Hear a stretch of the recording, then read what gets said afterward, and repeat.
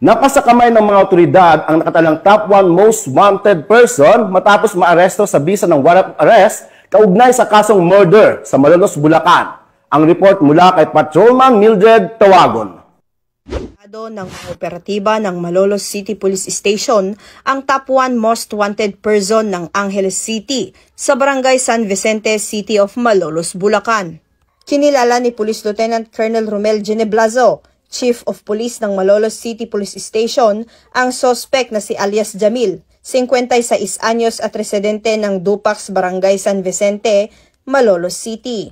Matagumpay ni isinagawa ang operasyon dakong alas 6 ng gabi ng Malolos City Police Station tracker team sa pangunguna ni Police Major Alexander R. Ancheta, Deputy Chief ng Malolos City Police Station, katuwang ang mga operatiba mula sa Angeles Police Station 3, Regional Intelligence Unit 3 at Bulacan West.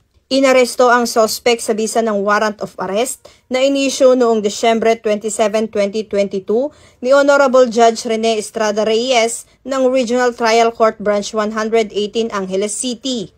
Wala nang inirekomendang piyansa para sa pansamantalang kalayaan ng akusado. Patuloy na pinapaigting ng pambansang pulisya ang kampanya laban sa mga individual na may kinakaharap na kasong kriminal upang mapanagot sa batas at maibigay ang nararapat na hustisya sa mga biktima. Mula dito sa Bulacan Police Provincial Office, ako ang inyong PNN Correspondent, Patrolwoman Mildred A. Tawagon, alagad ng batas, tagataguyod ng Balitang Pulis.